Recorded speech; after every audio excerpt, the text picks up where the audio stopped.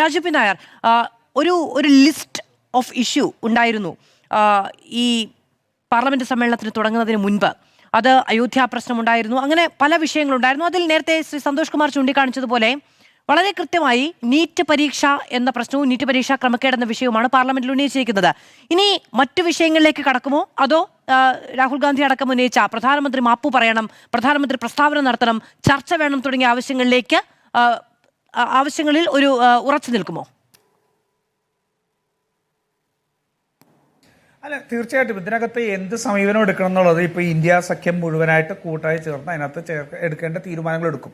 അതുകൊണ്ട് പ്രതിപക്ഷത്തെ സംബന്ധിച്ചതിനകത്ത് ആശയക്കുഴപ്പമൊന്നുമില്ല. നോക്കൂ, ഇത് നടക്കുമ്പോൾ തന്നെ ഇന്ത്യ മുന്നണിയുടെ കെട്ടുറപ്പോട് കൂടിയുള്ള സമരവും കൂടി നമ്മൾ കണ്ടാണ്. പിന്നെ ഞാൻ മറ്റ് ഒന്ന് രണ്ട് കാര്യങ്ങൾ മാത്രം പറയാം.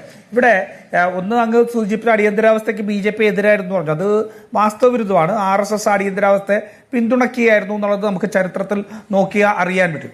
പിന്നെ ഒന്ന് പറഞ്ഞത് ദേശീയ മാധ്യമങ്ങളെ കുറിച്ചാണ്. നോക്കൂ, ഈ സമരത്തിൽ നമ്മൾ കണ്ട മറ്റൊരു എലമെന്റ് ഇതാണ്. ദേശീയ മാധ്യമങ്ങളെയൊക്കെ സത്യം പറഞ്ഞാൽ ദേശീയ മാധ്യമങ്ങളെ മുഴുവൻ പോയി നിങ്ങളുടെ സർസംഘചാലക് ദേവരശന്റെ പുസ്തകം വായിക്കും, വെറുതെ വല്ലതൊക്കെ വന്നിരുന്ന് പറയല്ലേ. ഇപ്പൊ ഈ ദേശീയ മാധ്യമങ്ങളെ പോലും അവിടെ വെച്ച് വളരെ അപ്രസക്തമാക്കുന്ന രാജ്യത്ത്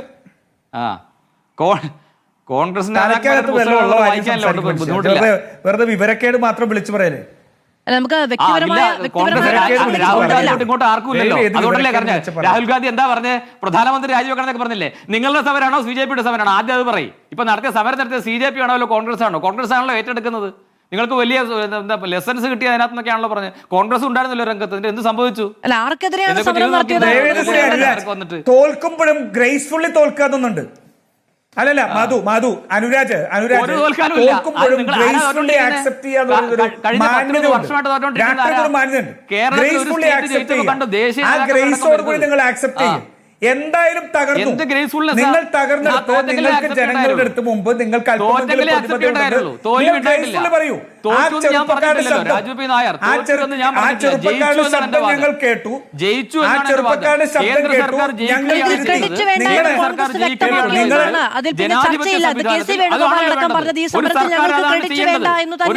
അതാണ് ചെയ്യേണ്ടത്.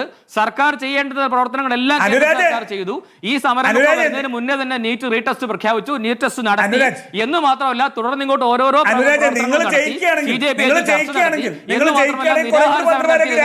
നിരാഹാരം നടത്തിയിരുന്നൊക്കെ മുന്നേ സമരം നിർത്തി എന്ന് പറഞ്ഞാൽ അത് ആരുടെ കയ്യിൽ നിന്ന്? കേന്ദ്രമന്ത്രി JP നഡ്ഡാജിയുടെ കയ്യിൽ നിന്ന് വെള്ളമായി കുടിച്ചിട്ടാണ് അദ്ദേഹം അവസാനിപ്പിച്ചത് സമരം.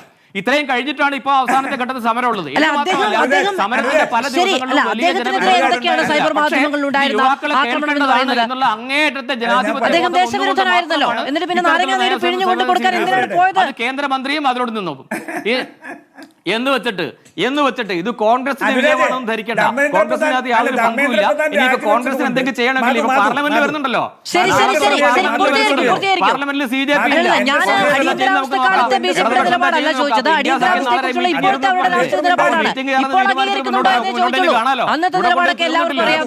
എന്തായാലും കേന്ദ്ര സർക്കാർ ഈ പ്രവർത്തനമായിട്ട് മുന്നോട്ട് പോകും.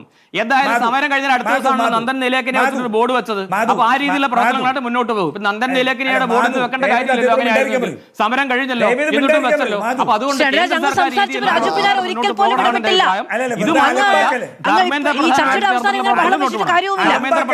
വിദ്യാഭ്യാസ മന്ത്രിയായിരിക്കെ കേന്ദ്ര സർക്കാർ വളരെയധികം മാറ്റങ്ങൾ കൊണ്ടുവന്നിട്ടുണ്ട്. ആ മാറ്റങ്ങളെല്ലാം ഇനി മുന്നോട്ട് കൊണ്ടുപോകണം. അതിലൊന്നാണ് 2020 ഉണ്ട്. അപ്പൊ ഇത്തരം ഭരണപരിഷ്കാരങ്ങൾ, വിദ്യാഭ്യാസ രംഗത്തെ ഭരണപരിഷ്കാരങ്ങളെല്ലാം, പുതിയ പുതിയ മാറ്റങ്ങളെല്ലാം അക്കാദമിക രംഗത്ത് സ്വാഗതം ചെയ്തിട്ടുണ്ട്. ധർമ്മേന്ദ്ര പ്രധാൻ രാജിവെച്ചത് രാജിവെച്ചത് സർക്കാരിന്റെ വിജയമാണെങ്കിൽ ബാക്കി മന്ത്രിമാർ കൂടെ രാജിവെക്കട്ടെ. നന്നായിട്ട് ആ വിജയം നന്നായിട്ട് വിജയിക്കും. ബാക്കി മന്ത്രിമാരെ കൂടി രാജിവെക്കും. ഉളുപ്പുണ്ടോ മനുഷ്യൻ? ഉളുപ്പുണ്ടോ നിങ്ങൾക്ക്? ഉളുപ്പെന്ന് പറയുന്ന സാധനം എന്തെങ്കിലും ഉണ്ടോ? ഉളുപ്പുണ്ടോ? അടിയന്തരാവസ്ഥ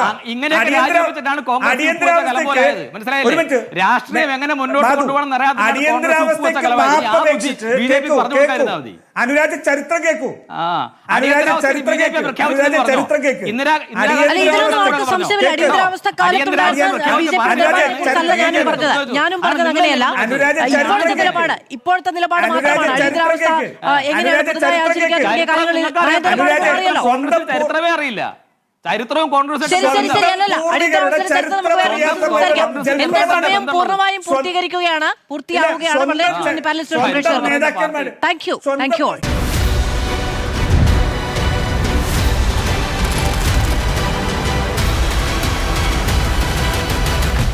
Debate with Madhu Saji.